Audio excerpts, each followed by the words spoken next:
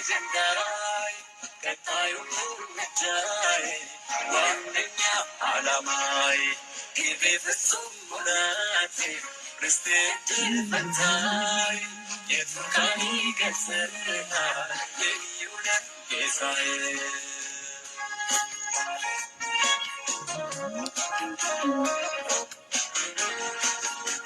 ሃሌሉያ ሃሌሉያ ሃሌሉያ ክብር ለእግዚአብሔር ይሁን ወገኖቼ እግዚአብሔር ትልቅ ነው እግዚአብሔር ኃያል ነው ዛሬም እግዚአብሔር የሚናገረን ጌታ ስላለን እግዚአብሔርን እጅግ አድርገን እናከብረዋለን ወገኖቼ እንኳን ደህና መጣችሁ እንግዲህ በዚህ ዝማሬ እየተባረክን ሰዓታችንን እንጀምራለን ፕሮግራማችንን እንጀምራለን እግዚአብሔር ይባርከናል ወገኖቼ እናምልከው እግዚአብሔርን ክብር ለእግዚአብሔር ይሁን እንግዲህ አብራችሁን ታገለግላላችሁ ለወገኖቻችሁ ሼር በማድረግ ዛሬ እግዚአብሔር የሚናገረው እናንተም ሼር በማድረግ ታገለግላላችሁ እግዚአብሔር ለዘላለም ስሙ ይባረክ እንኳን ደህና መጣችሁ ክብር ለእግዚአብሔር ይሁን ሃሌሉያ እግዚአብሔር ኃያል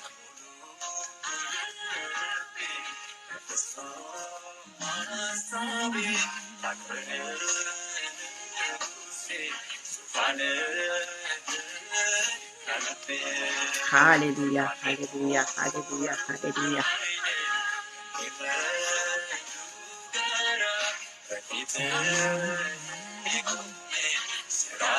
እግዚአብሔር በዙፋኑ ላይ ያለ ወገኖቼ ክብር ለእግዚአብሔር ይሁን እናከብረዋለን ይሄን ታላቅ ጌታ ይሄን የታረደውን ንጉሳችንን ኢየሱስን እናመልከዋለን ወገኖቼ እናመልከዋለን ሃሌሉያ ሃሌሉያ ሃሌሉያ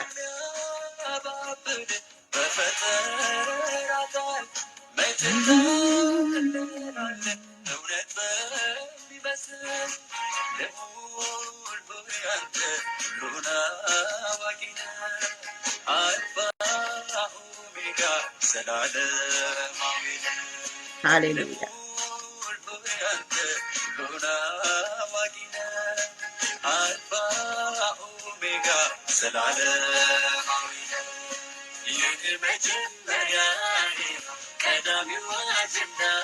ቀዳሚ አጀንዳችን የናዝሬቱ ኢየሱስ ነው ወገኖቼ ክብር ለእግዚአብሔር ይሁን እሰይ ሃሌሉያ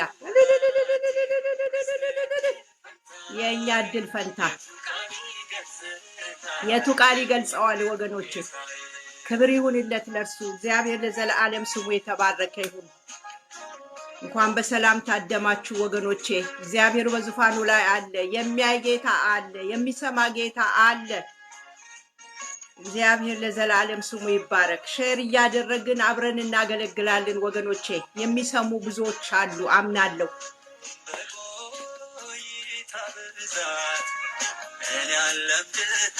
በቆይታ ብዛት እኔ ያለምድ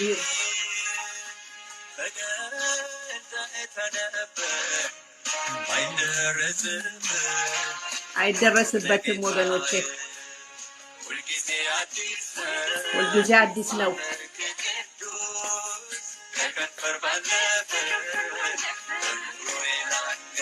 ሃሌሉያ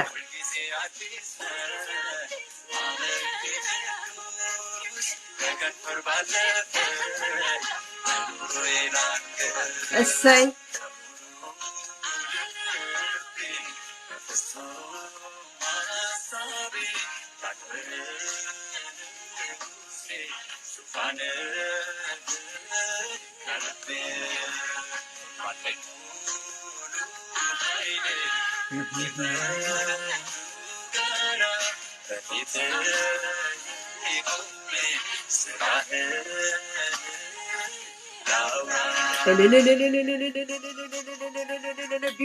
ቢወራ ስራው ብዙ የሆነ አምላካችን ስሙ ለዘላለም ይባረክ ወገኖቼ እናመሰግነዋለን ስሙን ከፍ እናደርግለታለን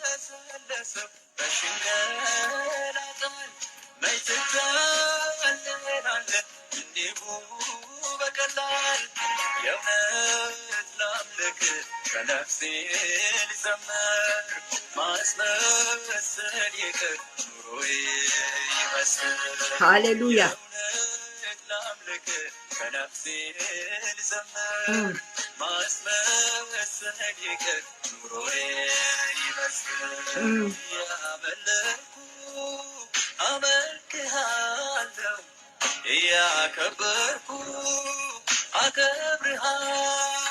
say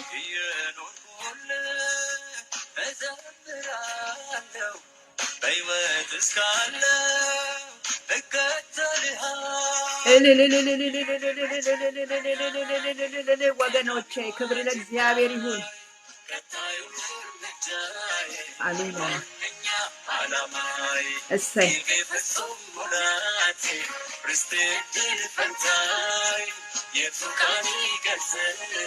የቱ ቃል ይገልጸዋል ወገኖቼ?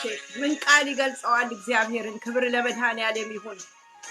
ዛሬ በመኖር እግዚአብሔርን እናከብረዋለን ወገኖቼ። በመኖር በአንደበት አይደለም፣ በመኖር ወገኖቼ ዋጋ እየከፈልን ክብር ለእርሱ ይሁንለት። እንደ ቃሉ ሆነን እንገኛለን።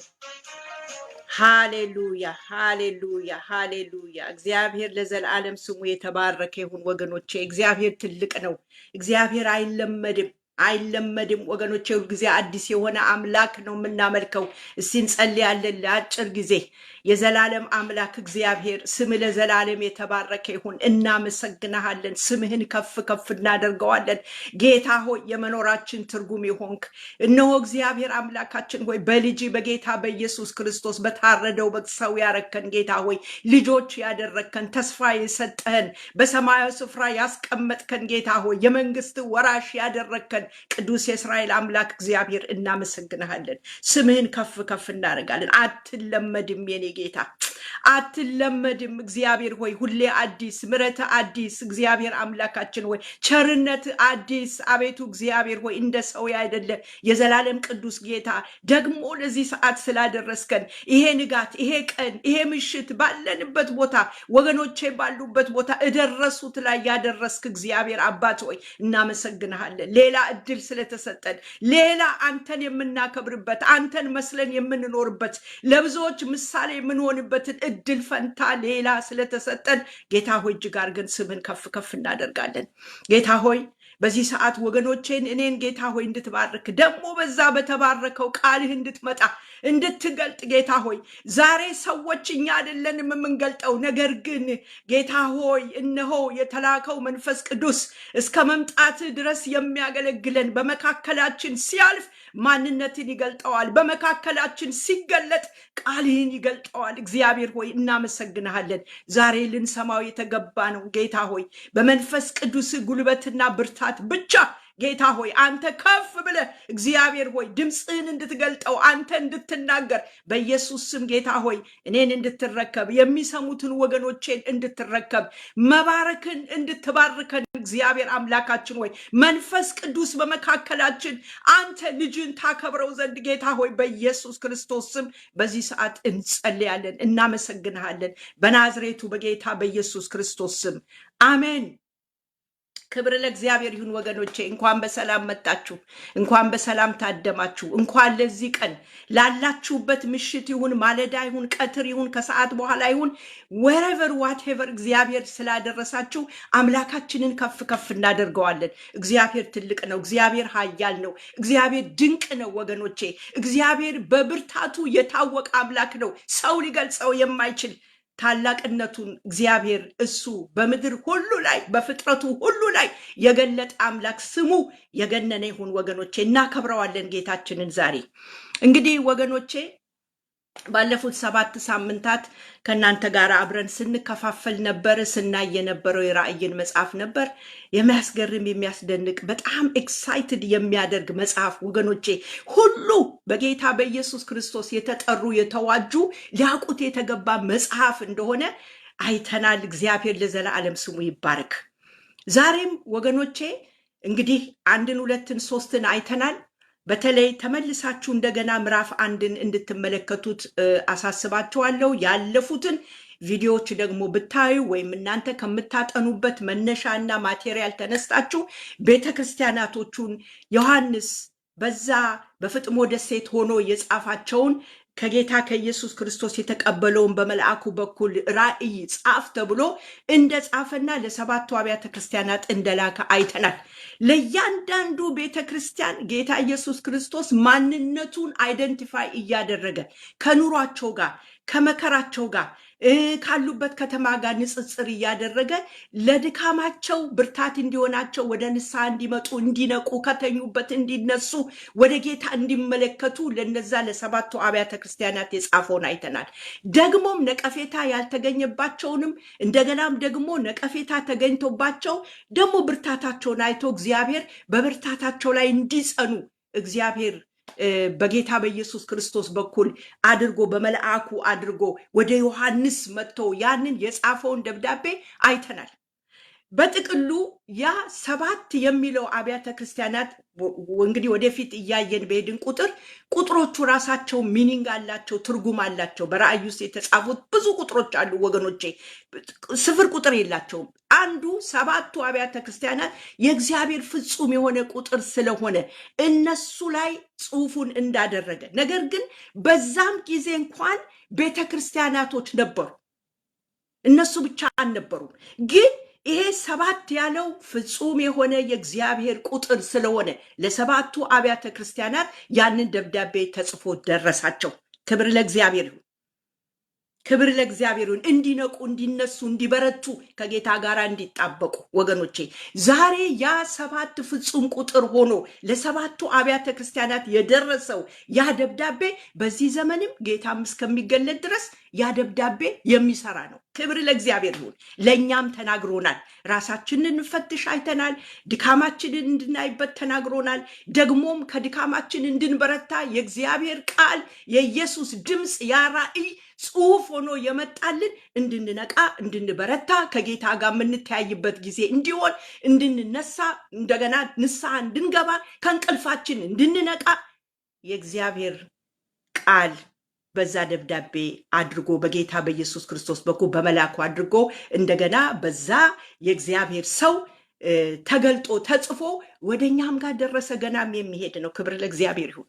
ስለዚህ ሬቬሌሽንን መጽሐፍ የራእይን መጽሐፍ ክርስቲያኖች በእውነት ነው የምነግራችሁ፣ ዘመኑ ስለሆነ ዘመኑ መቼም ጌታ ከመጣበት ጊዜ ጀምሮ የእግዚአብሔር ዘመን ነው። እግዚአብሔር ለዘላለም የተባረከ ይሁን።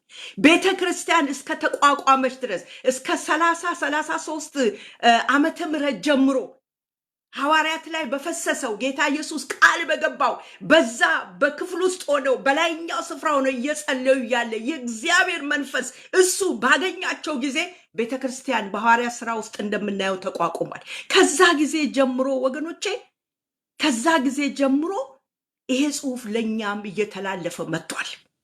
እግዚአብሔር ይመስገን። ስለዚህ ከዛ ጊዜ ጀምሮ እንደውም የታለ የመጨረሻው ዘመን እያሉ የሚጠይቁበት ዘመን ነበር። ያን ጊዜ ገና እዚህ ድረስ ደርሷል። ከዛን ዘመን ባለፈው ስናገር ነበር። ከዛን ዘመን ይልቅ የጌታ ቀን የታለ የመጨረሻው ዘመን መቼ ይሆናል ብለው ከሚጠይቁት ይልቅ አሁን እኛ ብንጠይቅ ያምርብናል እያልን ስናገር ነበር። እግዚአብሔር ለዘላለም የተባረከ ይሁን። አሁን እኛ ብንል የመጨረሻው ዘመን አካባቢ እየደረስን እንደሆነ የምናያቸው እጅግ ብዙ የሆኑ ምስክርነቶች አሉ የእግዚአብሔር ቃል ውስጥ የተጻፉልን። ስለዚህ ክርስቲያን ሆይ ነቅተ ይሄንን መጽሐፍ እንድታነብ አደራ እላለሁ። ለምን እንደዚህ እንደምል አሁን በምለው ነገር ላይ እናገኘዋለን። ሼር አድርጉ፣ ሰዎች ይስሙት ወገኖቼ። ክርስቲያኖችም ካሉ ይስሙት፣ ያላመኑም ካሉ ይስሙት። ስለዚህ በዚህ አብረን እናገለግላለን። ሼር እያደረጋችሁ ወደሚደርስበት ቦታ ይድረስ። ክብር ለእግዚአብሔር ይሁን።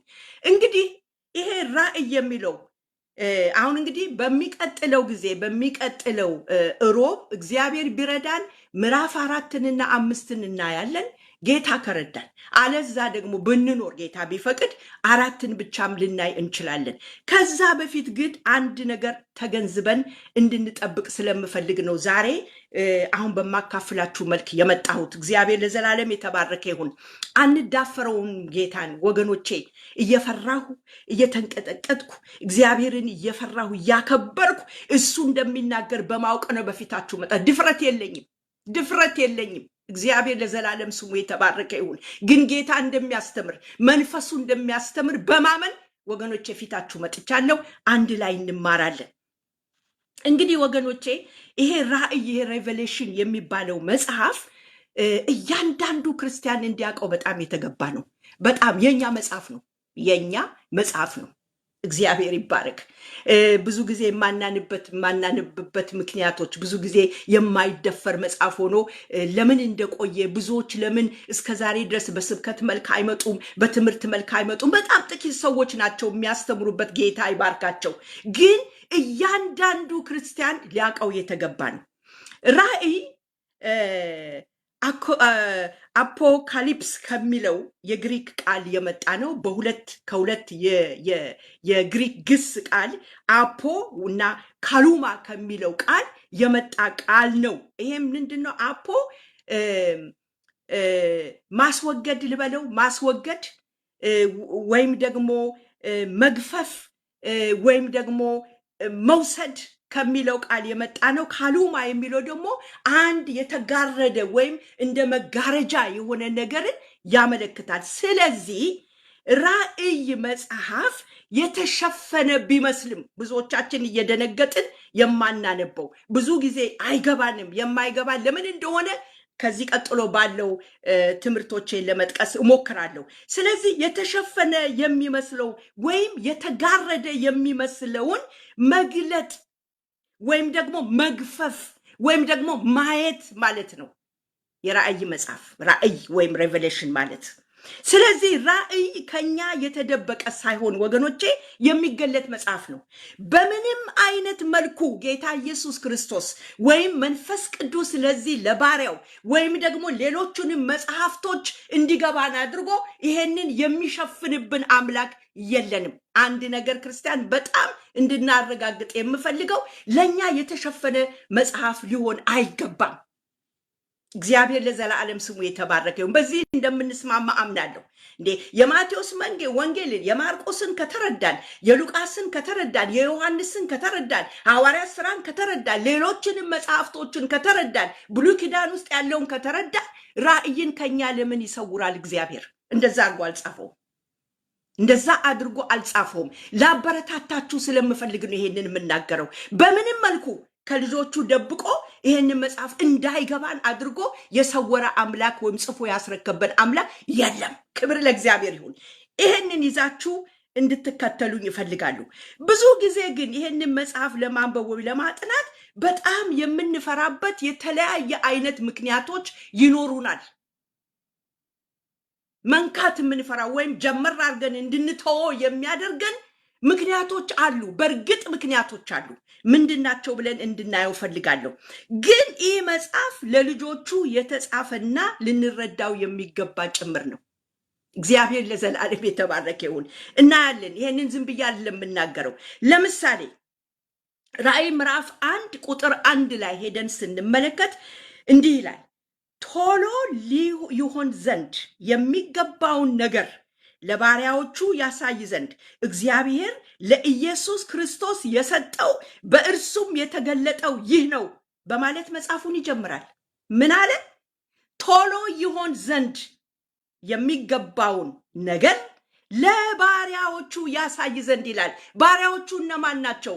ጌታ ኢየሱስ ክርስቶስን ተቀብለው የኖሩ የዳኑ በቅድስናው የሚሄዱ ጌታ የሚለውን ነገር ለመማር ራሳቸውን የሰጡ እግዚአብሔር በልጁ የጠራቸው ባሪያዎቹ ይባላሉ። ስለዚህ ምዕራፍ 1 ቁጥር 1 ላይ ራእይ ቶሎ ይሆን ዘንድ የሚገባውን ነገር ለባሪያዎቹ ያሳይ ዘንድ የተጻፈ እንደሆነ እናያለን።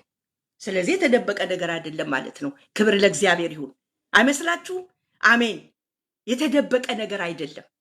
ለእኔና ለእናንተ ሰውሮ መጽሐፉን አልሰጠንም። እግዚአብሔር ይመስገን። ክብር ለዘላለም ለሱ ይሁንለት።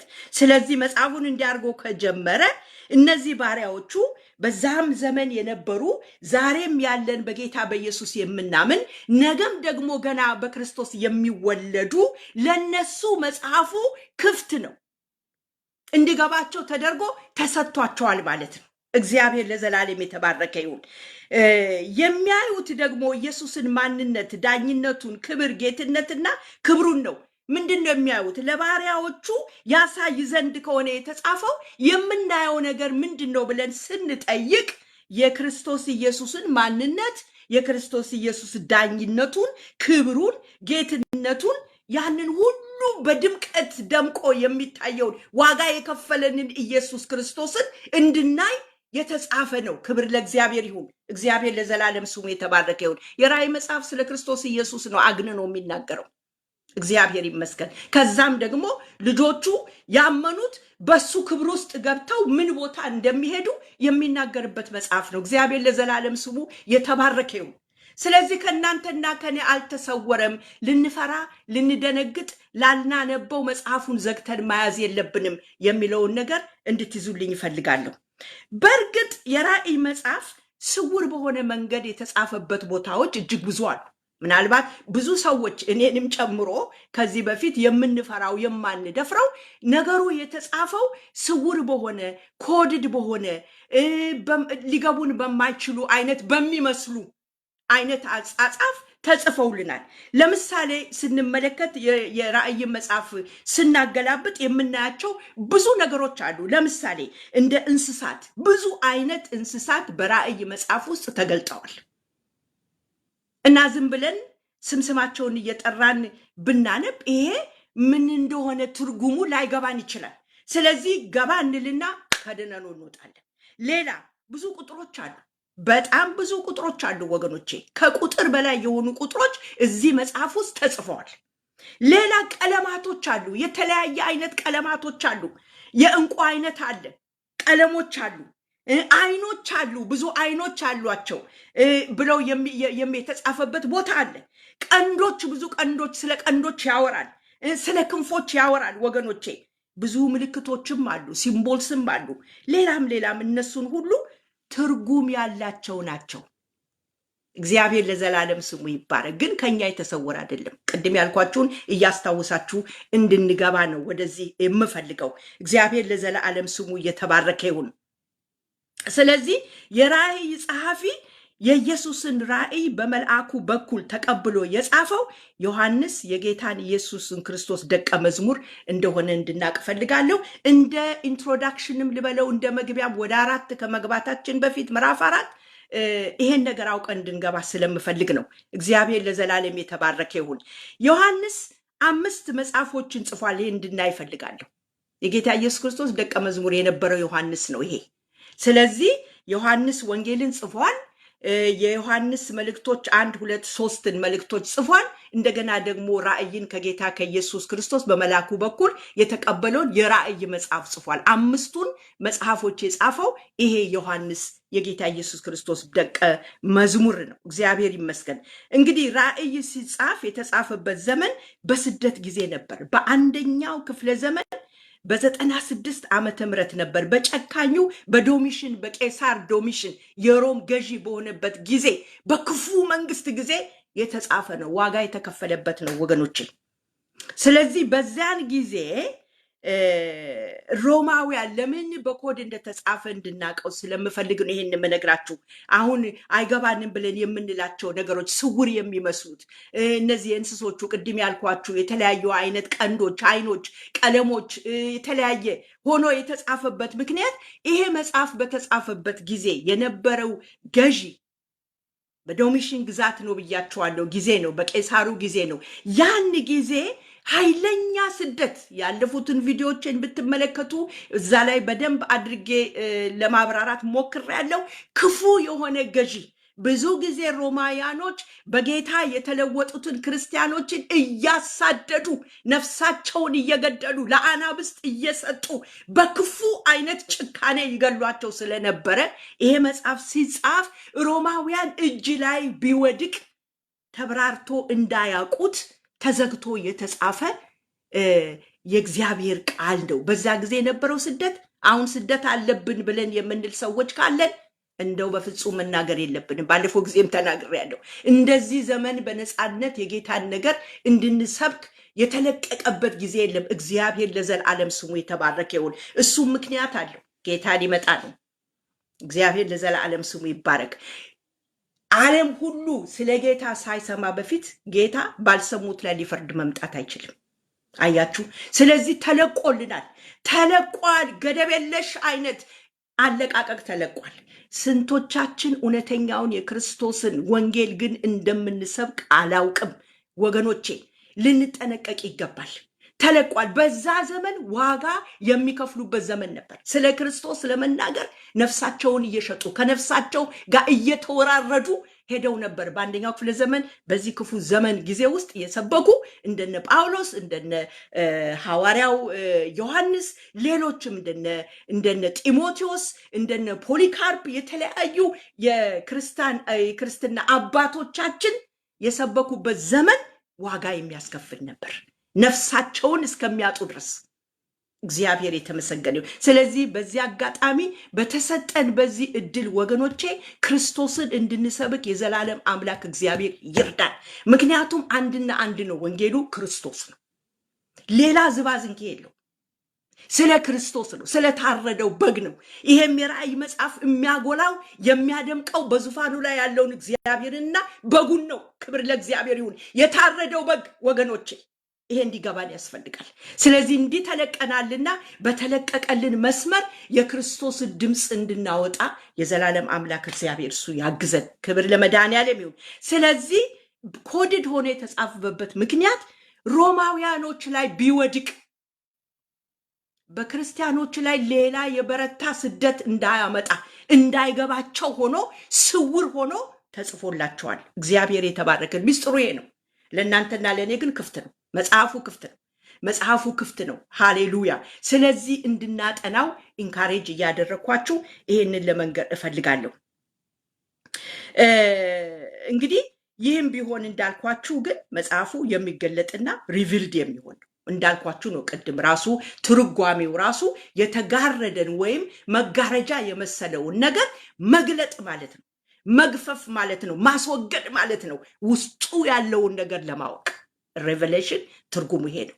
ስለዚህ እናንተና እኔ እንዲገባን ተደርጎ ነው የተጻፈው በመንፈስ ቅዱስ ብርታት፣ በእኛ ደግሞ እግዚአብሔር በሰጠን ትጋት ይሄንን ለማወቅ ከእውነተኛ ከሆነ ማንነት ወርደን ለማወቅ ከፈለግን እግዚአብሔር እሱ በመንፈሱ ዛሬ በሚሰራው ይገልጥልናል። ክብር ለእግዚአብሔር ይሁን። የኛ ታሪክ ነው ራእይ ውስጥ ያለው ልንወርሰው ያለውን ነገር ነው። የእግዚአብሔርን ክብር ነው የሚናገረው። በክርስቶስ ያገኘነውን ነገር እንድናይ ይፈልጋል እግዚአብሔር። የእግዚአብሔርን ዙፋን ያሳየናል። የሰማያዊውን ስፍራ ያሳየናል። እግዚአብሔር ለዘላለም የተባረከ ይሁን። ገናም ደግሞ ሊመጣ ያለውን ነገር ሁሉ የመከራውን ጊዜ ሁሉ ምንፈትሽበት ካላንደራችን ነው። ክብር ለመድኃኔዓለም ይሁን። በቃ ቀኖቻችንን የምንዋጅባቸው ከዚህ በኋላ ሊሆን ያለውን ነገር መፈተሻችን የራእይ መጽሐፍ ነው። ሌሎችም አዎ ብዙ የተጻፉ አሉ ስለ መጨረሻው ዘመን። ስለዚህ መጨረሻ ዘመን ውስጥ ነን ያለ ነው። ይሄንን አድሚት ማድረግ ያስፈልጋል። ከቀደሙት አባቶቻችን በአንደኛው ክፍለ ዘመን ከዛም ደግሞ ወዲህ ካሉት የበለጠ እናንተና እኔ ለመጨረሻው ዘመን በጣም የተቃረብን እንደሆን እንድናውቅ ያስፈልጋል። እግዚአብሔር ይመስገን። መጽሐፉ የትንቢት መጽሐፍ ነው። የትንቢት መጽሐፍ ነው። ገና የሚፈጸም ብዙ ነገር ስላለበት የትንቢት መጽሐፍ ነው። እግዚአብሔር ይመስገን።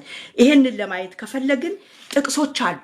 የምን መጽሐፍ እንደሆነ የታሪክ መጽሐፍ ነው አላለንም። የእግዚአብሔር ቃል ግን የትንቢት መጽሐፍ ነው። የሚመጣ ነገር አለ፣ በዚህ ውስጥ የተጻፈ አለ፣ የሚከናወን ነገር አለ ብሎ የተናገረበት የእግዚአብሔር ቃል አለ። በራእይ ምዕራፍ 1 ቁጥር 3 ላይ ሄደን ስንመለከት የእግዚአብሔር ቃል እንደዚህ ይናገረናል። ዘመኑ ቀርቧልና የሚያነበው የትንቢቱን ቃል የሚሰሙትና በውስጡም የተጻፈውን የሚጠብቁት ምንድናቸው ይላል? ብፁዓን ናቸው ይላል። ስለዚህ ሲጀምር ዘመኑ ቀርቧል። የትኛው ዘመን? ሊሆን ያለው ነገር በራእይ ውስጥ የተጻፈው ለእናንተና ለእኔ ላመንነው የተዘጋጀውን የምናይበት፣ በምድር ላይ የሚመጣውን መከራ የምናይበት፣ የዘመኑን ነገር ሁሉ የምናጠናበት ይሄ ትንቢት ዘመኑ ስለቀረበ የሚያነበው የትንቢቱን ቃል የሚሰሙትና በውስጡ የተጻፈውን የሚጠብቁት እነሱ ብፁዓን ናቸው። እናንተና እኔን መጠበቅ ያለብን። ሃሌሉያ። እናንተና እኔ ይህንን እንጠብቃለን። የትንቢቱ ቃል እንዲፈጸም እናንተና እኔ እንጠብቃለን። ክብር ለመድኃኔዓለም ይሁን። ማን ይጠብቀዋል ታዲያ? እናንተና እኔን የምንጠብቀው ምን ሊሆን ነው? ምንድን ነው የሚፈጸመው? እግዚአብሔር ምንድን ነው ያለው ከእንግዲህ በኋላ ሊሆን የሚለውን ነገር የሚጠብቁ በክርስቶስ ኢየሱስ በታረደው በግ የተዋጁ ቅዱሳን ባሪያዎቹ ቅድም እንዳነበቡ ይጠብቁታል፣ እንጠብቀዋለን። ስለዚህ ይሄ መጽሐፍ የትንቢት መጽሐፍ ነው። በዚህ ቃል በራሱ ያረጋግጥልናል። እንደገና በራእይ 22 ቁጥር 7 ላይ ሄደን ስንመለከት እንዲህ ይላል፣ የዚህ መጽሐፍ ትንቢት ቃል የሚጠብቅ እንደገና ምንድነው ብፁዕ ነው ይላል። ሃሌሉያ! የዚህን መጽሐፍ ትንቢት የሚጠብቅ እሱ ብፁዕ ነው ይላል። የሚጠበቅ ነገር ነው ማለት ነው ይሄ ትንቢት መጽሐፍ። እንደገና ሄደን ምዕራፍ 22 ራእይ ቁጥር 10 ላይ ሄደን ስናይ ለእኔም ይላል በዘመኑ ለእኔም ዘመኑ ቀርቧልና የዚህን መጽሐፍ ትንቢት ቃል በማህተም አትዝጋው ብሎ ሲጽፍ እናያለን። እግዚአብሔር ይመስገን፣ ጌታ የተናገረ ነው። አትዝጋው ይለዋል ዮሐንስ። ስለዚህ ይሄ መጽሐፍ የትንቢት መጽሐፍ ነው፣ የትንቢት መጽሐፍ ነው። መጨረሻ ላይ በራእይ 22 ቁጥር 18 ላይ በዚህ መጽሐፍ ይላል የተጻፈውን የትንቢት ቃል ለሚሰማ ሁሉ እኔ መሰክራለሁ እያለ ይናገራል። ግማሹን ያነበብኩላችሁ፣ እግዚአብሔር ይመስገን።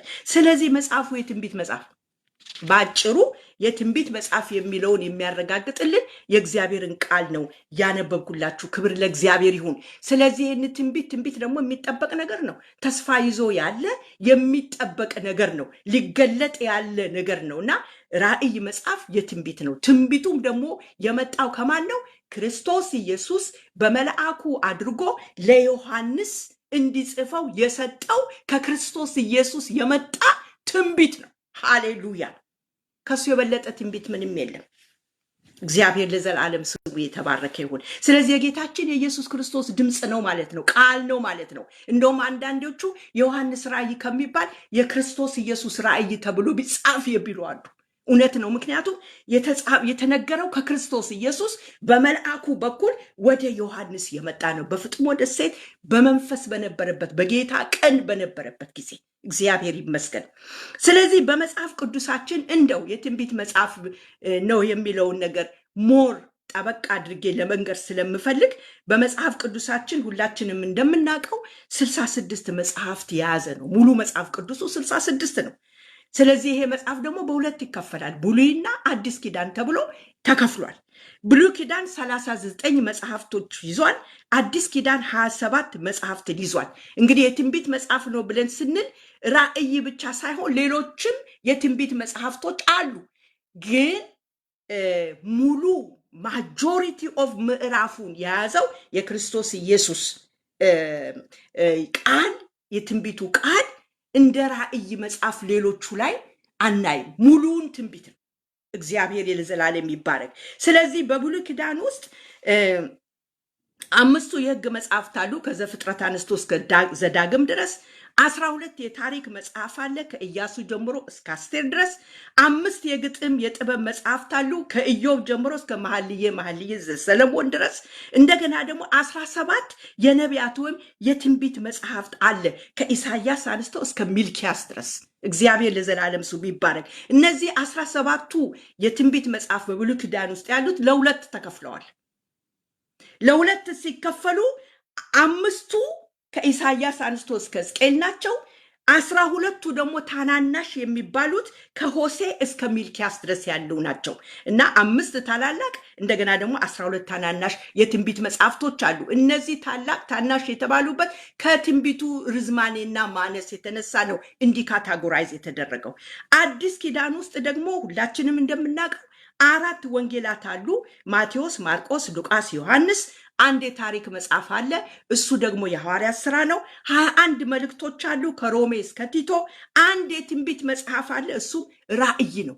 ስለዚህ ራእይ ውስጥ የተጻፈው ትንቢትና ሌሎቹ ላይ ወንጌላቱ ላይም ትንቢት ነክ የሆኑ መጽሐፍቶች ጥቅሶች አሉ፣ በምዕራፍም ሊሆን ይችላል።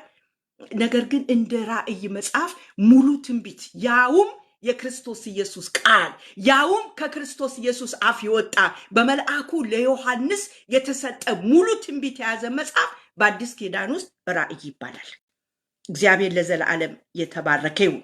ስለዚህ ይሄ መጽሐፍ ጌታችን ኢየሱስ ክርስቶስ የተናገረው ድምፅ ለዮሐንስ መጥቶ ዛሬ እናንተና እኔ ጋር ደርሷል። ከእንግዲህ በኋላም በጌታ ለሚዋጁ ጋር ይደርሳል። ስለዚህ ይሄንን ድምፅ እንድናቀው ያስፈልጋል ነው የምላችሁ ያለሁት። ለዚህ ነው ሲጀምር የሚደፈር መጽሐፍ አይደለም ብለን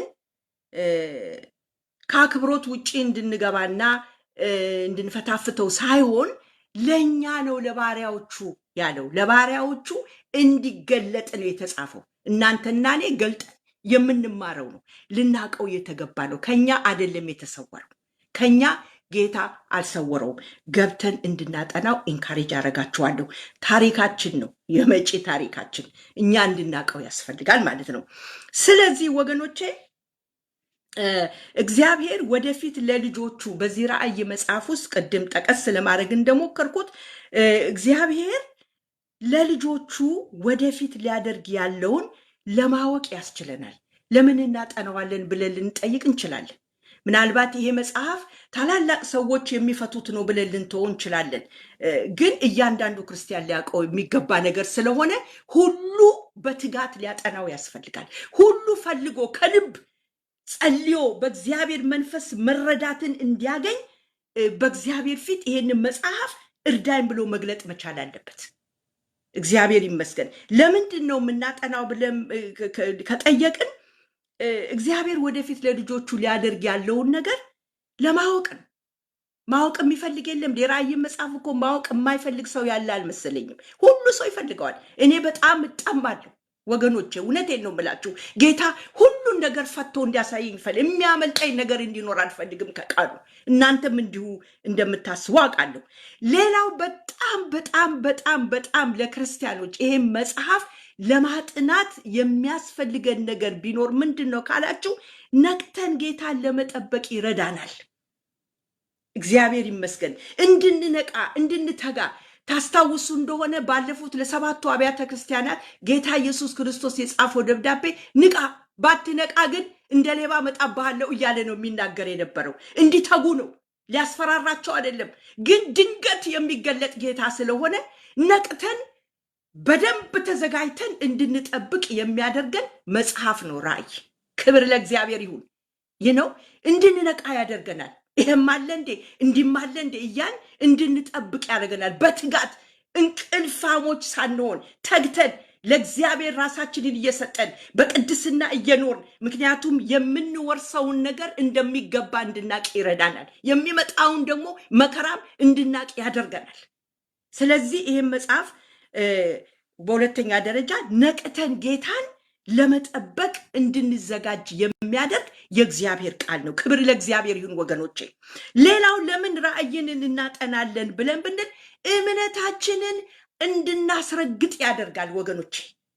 እያነበብን በሄድን ቁጥር የራእይን መጽሐፍ እምነታችንን እያረጋገጥን እያስረገጥን በጌታ ያለን እምነት እየበረታ እንዲሄድ የሚረዳ ይሆናል ማለት ነው። እግዚአብሔር ይመስገን።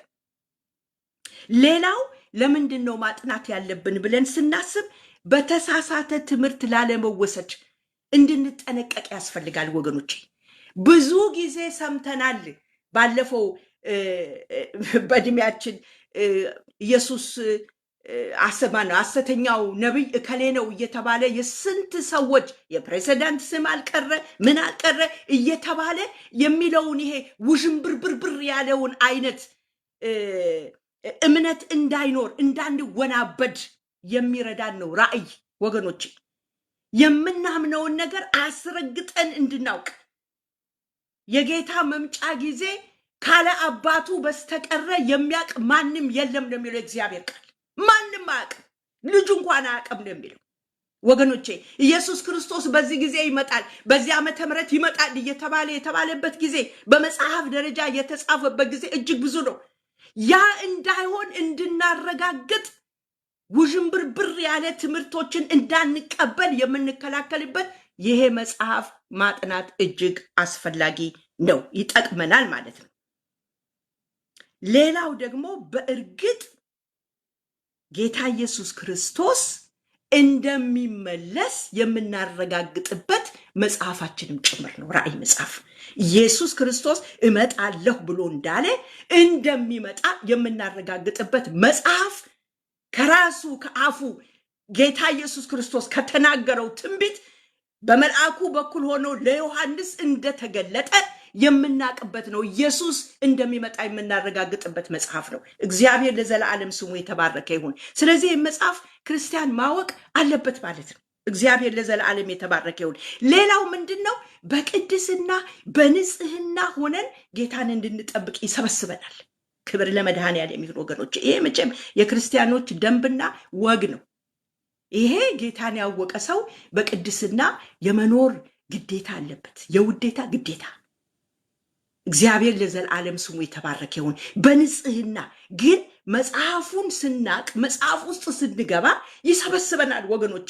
እንዴት አርገን መራመድ እንዳለብን ለንግግራችን ለከት ማበጀት፣ ለምንሰማው ነገር ለከት ማበጀት፣ ለምናየው ነገር ለከት ማበጀት፣ ልክ ማበጀት፣ መስመር ማበጀት፣ ቅድስናን የምንጠብቅበት ጽድቅ የምንጠብቅበት መንገድ ውስጥ እንድንገባ ያደርጋል፣ ያሳየናል። እግዚአብሔር ለዘላለም የተባረከ ይሁን። አያችሁ ወገኖቼ፣ እንደዚህ እንድንሆን ያደርገናል። እግዚአብሔር ይባረክ። ደግሞ ሌላው ምንድነው? በተስፋ እንድንጠብቀው፣ ያ ተስፋችን ደግሞ በውስጣችን ሰላምና ደስታን የሚያመነጭልን ነው። ይመጣል፣ ማራናታ የናዝሬቱ ኢየሱስ ይመጣል ብለን በተስፋ እንድንሆን ተስፋችንን የሚያሳድግ መጽሐፍ ነው ወገኖች። እግዚአብሔር ይባረክ። ተስፋችንን እንድናድስ የሚረዳ መጽሐፍ ነው። ክብር ለእግዚአብሔር ይሁን። እግዚአብሔር ለዘላለም ስሙ የተባረከ ይሁን። ስለዚህ ይህን መጽሐፍ በጣም አድርገን እንድናየው ኢንካሬጅ አደርጋችኋለሁ። የኛ መጽሐፍ ነው። ቅድም መግቢያው ላይ እንዳነበብኩት ለባሪያዎቼ ነው ያለው፣ ለባሪያዎቼ። እግዚአብሔር ለዘላለም ስሙ የተባረከ ይሁን። ይሄ ግድ ነው፣ በቃ ግድ ነው። መጽሐፉ ሊጠና በጣም በጣም እጅግ የሚያስፈልግ መጽሐፍ እንደሆነ ለክርስቲያኖች እንድናውቅ ያስፈልጋል። አሁንም መልሼ እንደገና አነበዋለሁ። ራእይ ምዕራፍ 1 ቁጥር 1 ቶሎ ይሆን ዘንድ የሚገባውን ነገር ለባሪያዎቼ ያሳይ ዘንድ እግዚአብሔር ለኢየሱስ ክርስቶስ የሰጠው በእርሱም የተገለጠው ይህ ነው በማለት መጽሐፉን ይጀምራል። ራእይ ለማን ነው? ለባሪያዎቹ። ለባሪያዎቹ ነው ያለው። ለባሪያዎቹ ይሆን ዘንድ የሚገባውን ነገር በቶሎ እንደምመጣ ጌታ ኢየሱስ ይመጣል ወገኖች። ጌታ ኢየሱስ ይመጣል። እግዚአብሔር ለዘላለም የተባረከ ይሁን እና እሱንም ማረጋገጫችን መጽሐፍ ነው። ኢየሱስ ይገለጣል። በጣም ቅርብ ነው ወገኖቼ። በእውነት ነው የምላችሁ። ዛሬ አዝናለሁ። በዓለም ላይ የሚሆነው ነገር ሁሉ አንዳንዴ ሰዎች ሰላም ሰላም ሰላም ሰላም ሰላም ሰላም ሰላም ይፈለጋል። በእርግጥ ነው፣ ይቅርታ አድርጉልኝ፣ የሰላም ተቃራኒ ለመናገር አይደለም። ግን መጽሐፋችንን ካየን ግን ከእንግዲህ በኋላ ያለው ጉዞ የእግዚአብሔር ቃል እንደሚናገረው ወገኖች፣ ፍቅር የሚቀዘቅዝበት የመጨረሻው ዘመን ውስጥ ነን ያለነው። ሰዎች ሰላም ይሰብኩልናል። ነገር ግን ወደ ጌታ እየቀረበ የጌታ መምጫ እየቀረበ በሄደ ቁጥር የምናየው እነዚህ ሁሉ ነውጦች ከቃሉ ምክንያት የተነሳ ናቸው የሚገለጡት። ሰዎች ጨካኞች እንደሚሆኑ ወገኖቼ፣ ወንድም ወንድሙን የሚገድል እንደሚሆን፣ ክፉዎች እንደሚሆን፣ ፍቅር እንደምትጠፋ እንደምትቀዘቅዝ፣ ይሄ የመምጫው ምልክት ነው። የመምጫው ምልክት ነው ወገኖች። ወደ ውስጥ እየገባን ስንሄድ ብዙ የምናየው ነገር አለ። ዛሬ እንደ ኢንትሮዳክሽን ወደ ምዕራፍ 4 እና 5 ከመሄዳችን በፊት እግዚአብሔር ምን እያለ ነው፣ ለምንድን ነው ይሄን መጽሐፍ ማጥናት ያለብን የሚለውን ጉጉት ውስጣችን ጌታ መንፈስ ቅዱስ እንዲጨምርልን ይሄንን ብዬ ነው በሚቀጥለው ሳምንት ወደ ክፍሎቹ ምገባው። ስለዚህ ይሄንን መጽሐፍ ብናጠና የሚጠቅመንን ነገር ላሳያችሁ በትንሹ ሞክሬያለሁ። እግዚአብሔር ደግሞ እናንተ ቁጭ ስትሉ ሌላ ብዙ የሚተረተረው ነገር አለ። በብዙ ደግሞ አስተማሪዎች ሆናችሁ የምትወጡበት ከዚህ የበለጠ የምትናገሩበትን ቃል ጌታ መንፈስ ቅዱስ እሱ ይገልጥላችኋል። ክብር ለመድኃኔዓለም ይሁን። ስለዚህ ይህንን መጽሐፍ በጣም እንድናጠናው ያስፈልጋል። ራእይ በአንደኛው ክፍለ ዘመን በጣም በታላቅ መከራና ስደት ውስጥ ለሚያልፉ ላለፉት ታሪኩን ሄዳችሁ አንብቡት፣ ያሰማሁታል። ለነሱ ያጽናናቸው ዘንድም ደግሞ ተጽፏል።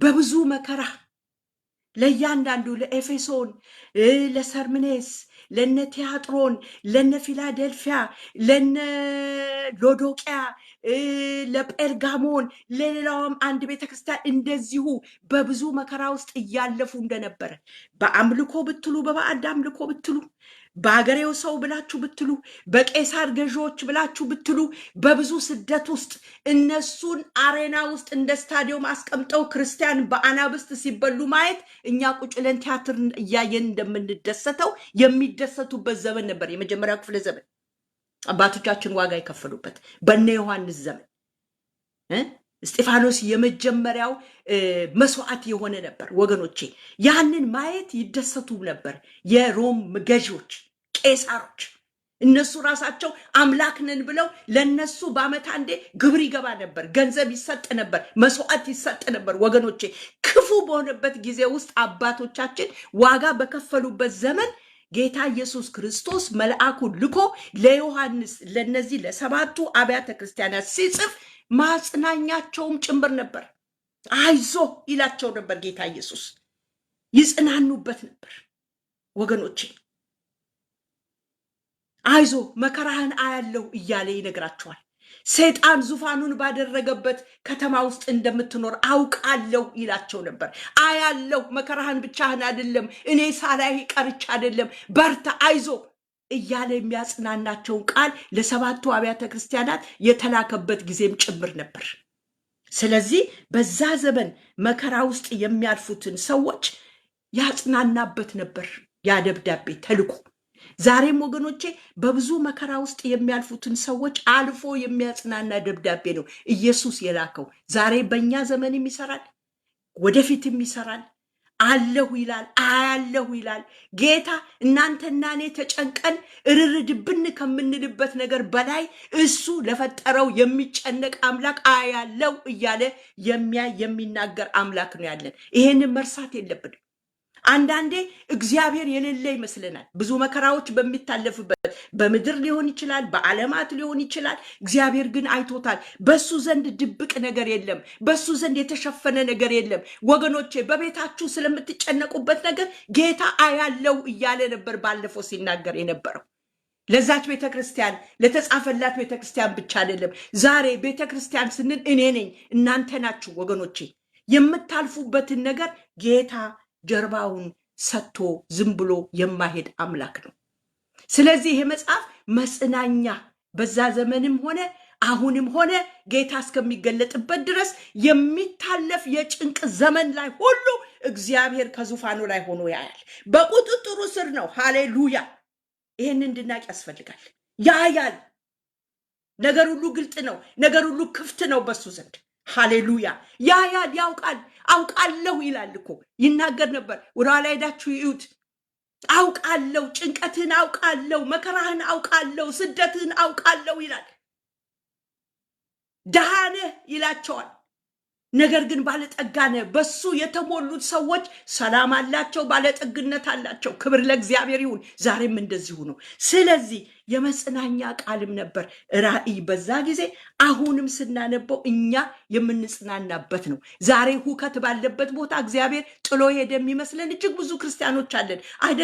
አይደለም። እናንተና እኔ ከተጨነቅን እግዚአብሔርማ እንዴት ለፈጠረው አይጨነቅም ወገኖቼ። ስለዚህ እንስጠው እስቲ ለእግዚአብሔር። በራስ አንታገልም። አምላካችን በዙፋኑ ላይ ያለው የሚያይ አምላክ ስለሆነ ስሙ ለዘላለም የተባረከ ይሁን። ስለዚህ ያጽናናቸው ነበር።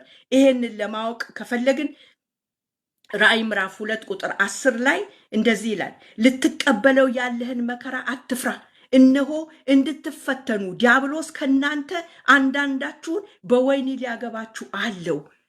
አትፍራ ይላል። ይሄ አትፍራ በጣም ኃይለኛ ቃል ነው ወገኖች። የሚደግፍ ቃል ነው፣ የሚያይ ነው፣ ብትር ነው። እግዚአብሔር ለዘላለም ስሙ የተባረከ ይሁን። የሚያነሳ ነው። እግዚአብሔር ይመስገን። ስለዚህ በተጨማሪ በዚያን ዘመን ነቀፌታ የነበረባቸው እንዲነቁ ወደ እርሱ እንዲመለሱም ጭምር መጽሐፉ ተጽፏል።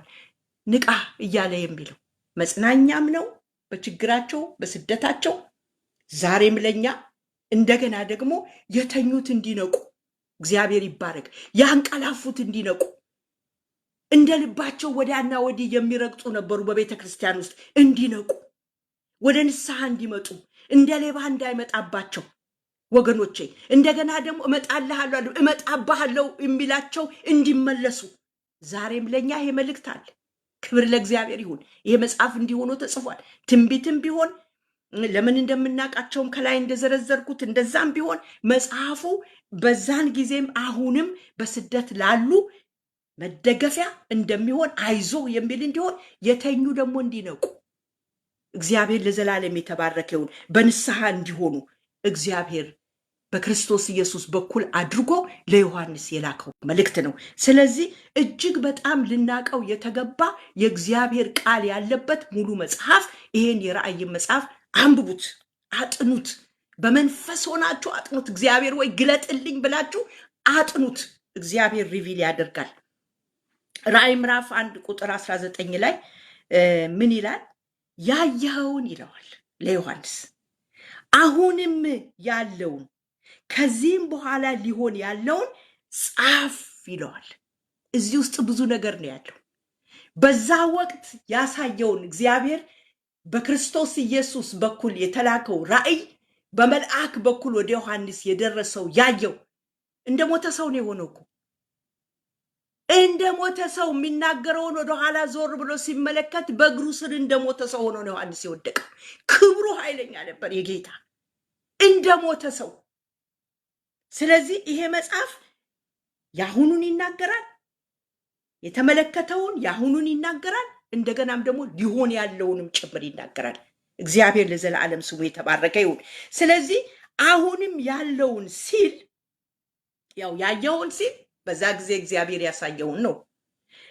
አሁንም ያለውን ሲል ከዚያ ዘመን ጀምሮ ቤተክርስቲያን እስክትነጠቅ ድረስ ያለውን ቤተክርስቲያን ከተመሰረችበት ጊዜ ጀምሮ ያለውን ነገር ሁሉ ያጠቃልላል።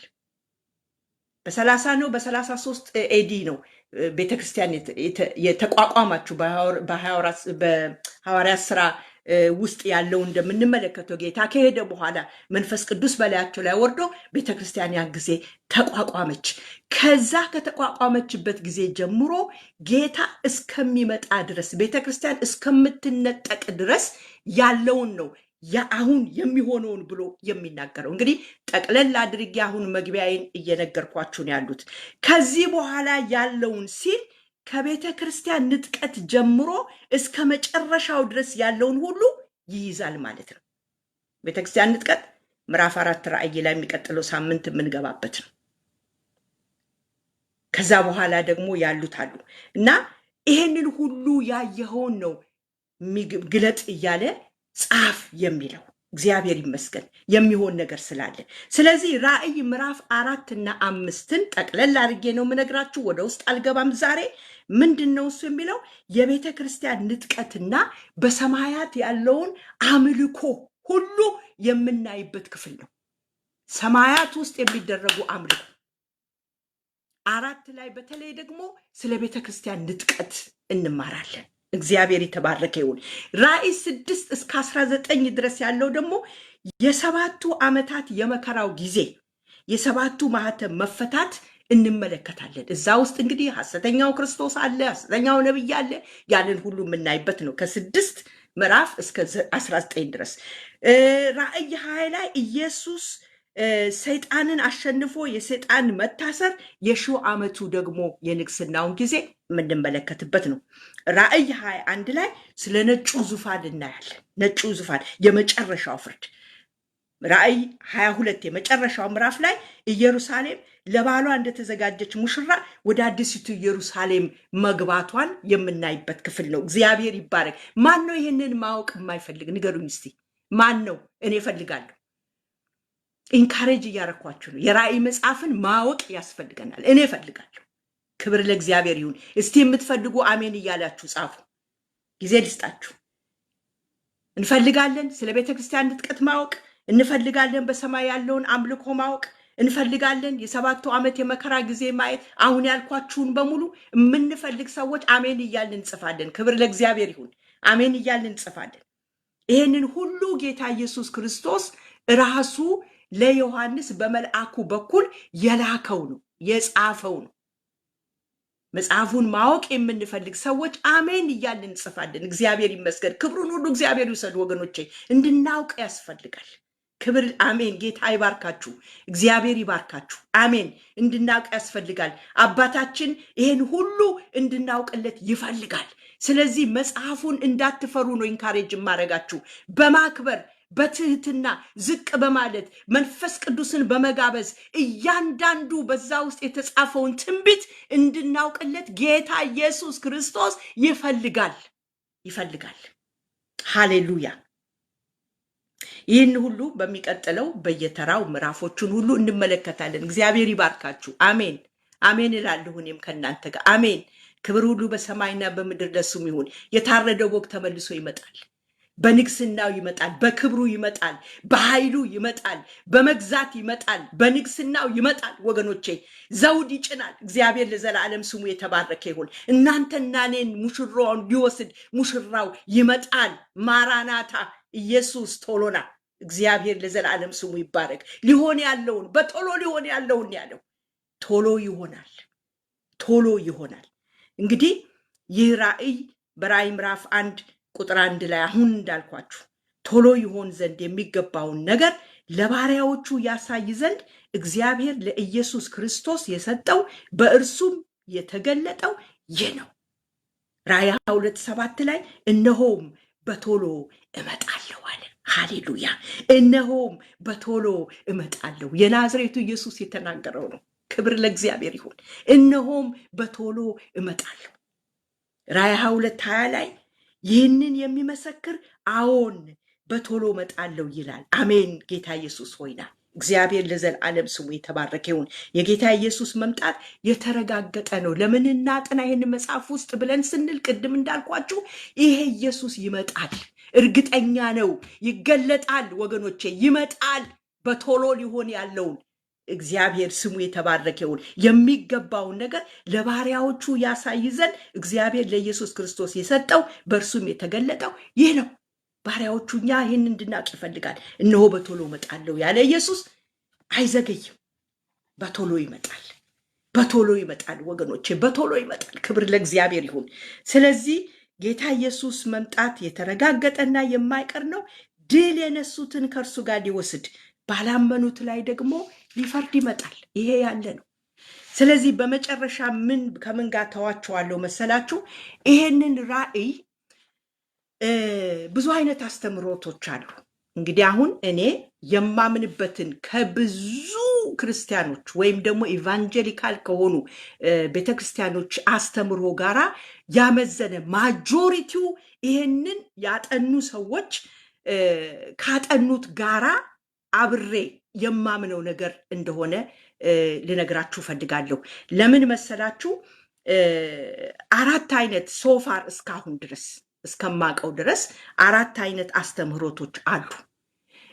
ከነዚህ አስተምህሮቶች ውስጥ አንደኛው አሁን እኛ የምናምንበት እንዳልኳችሁ አንድ ፊቸሪስት ከሚሏቸው ቪው ካላቸው ጋራ የተመሳሰለ ስለሆነ እነዚህ ደግሞ እንዳለ ቃሉን የሚተረጉሙ ወይም እንደተጻፈ ትንቢቱን የሚቀበሉ አሁን እንዳልኳችሁ ከላይ እንዳየነው ከፋፍ እየነገርኳችሁ ከ4 እስከ 5 ይሄ ነው፣ ከ6 እስከ 19 ይሄ ነው፣ 20 እንደዚህ ነው፣ 21 22 ብዬ እንደነገርኳችሁ ከሚያምኑት ጋራ ያመንኩትን ትክክለኛ ነው ብለው ካመኑት ጋራ እኔም ያመንኩበትን በዛ መሰረት ነው ከሚቀጥለው ቅዳሜ ሮብ ጀምሮ ከምዕራፍ 4 ጀምሬ እንግዲህ እግዚአብሔር እንደረዳ እንድንማር የፈለኩት።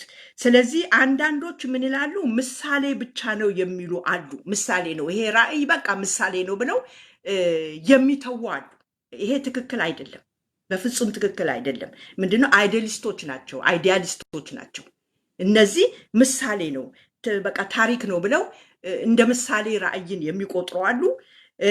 ሌላ ደግሞ ታሪክ ነው የሚሉ አሉ። ሂስቶሪካል በቃ ዝም ብሎ ሂስቶሪስቲክ ቪው ያላቸው አሉ። ይሄም ታሪክ ነው ብሎ ያምናሉ። የቤተ ክርስቲያን ታሪክ ነው የሚሉት። በአንዳንድ ነገሮች በፍጹም የማይስማማ አይነት አስተምህሮ ስላላቸው ከነሱ ጋራ አልስማማም እኔ። ሌሎቹ ደግሞ ምንድነው የሚሉት? ትንቢታዊ ነው የሚሉ አሉ። እኔ በዚህ ነው ማምነው። ፊውቸሪስት ትንቢታዊ ነው። ይሄ ሐሳብ እንዳለ ቃሉን የተቀበሉ ትንቢቱን የተቀበሉ ናቸው።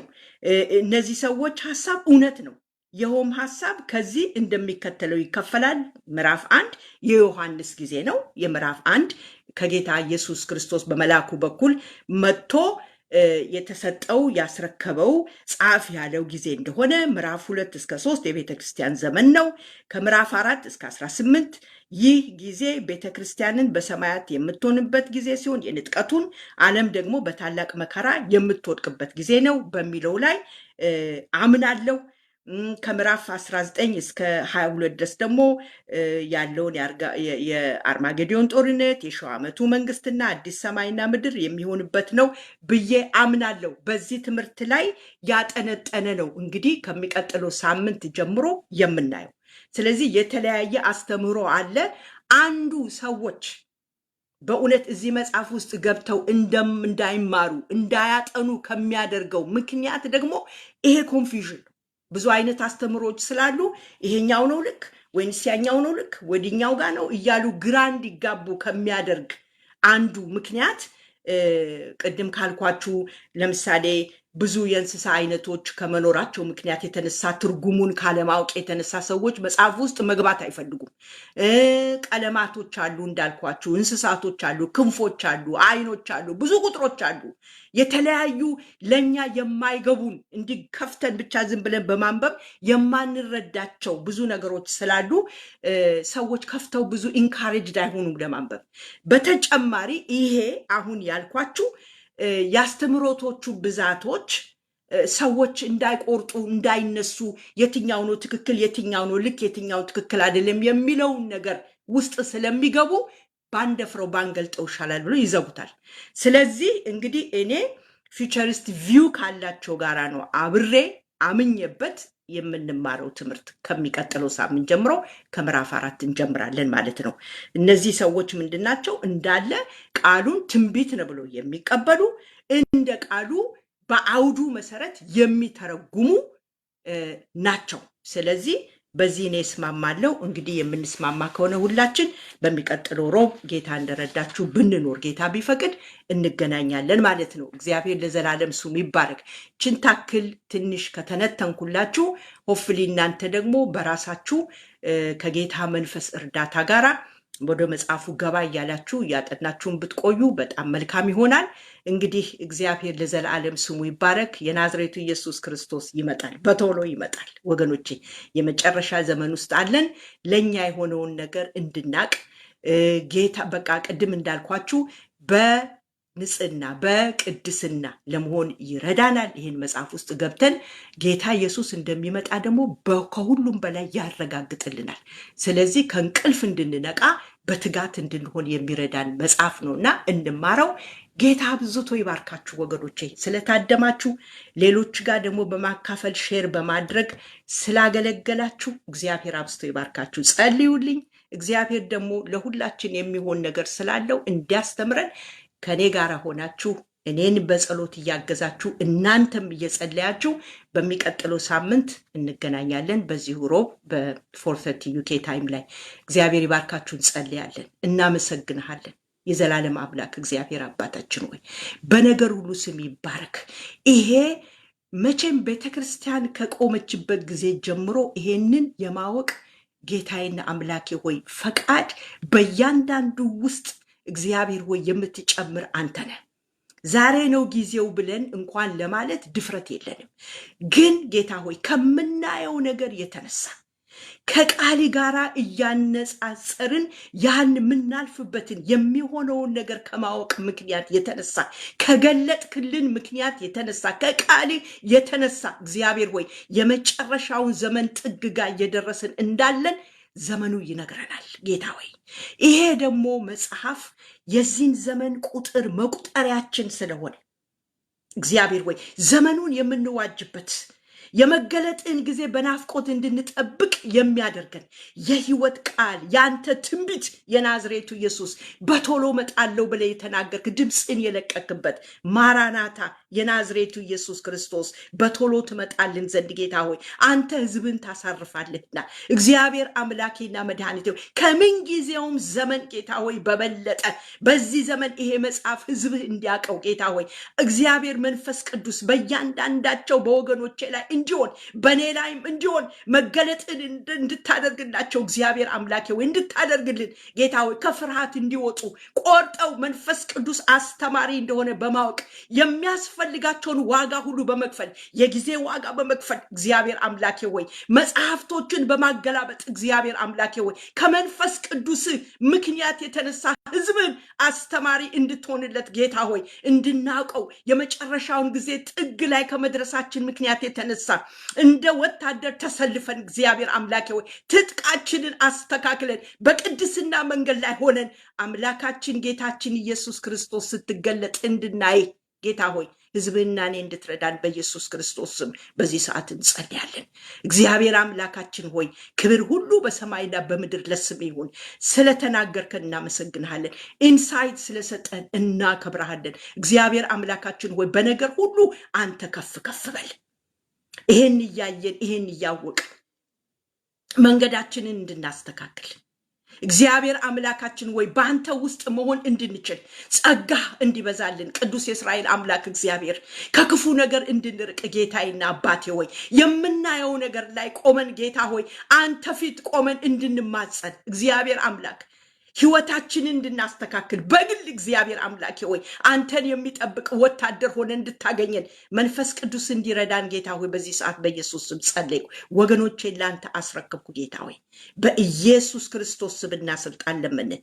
አሜን አሜን ሃሌሉያ። ወገኖቼ ጌታ አብዝቶ ይባርካችሁ። በሚቀጥለው ጊዜ እስከምንገናኝ ድረስ የክርስቶስ ኢየሱስ ሰላም ከሁላችንም ጋር ይሁን። ደህና ሁኑ። ጌታ ይባርካችሁ።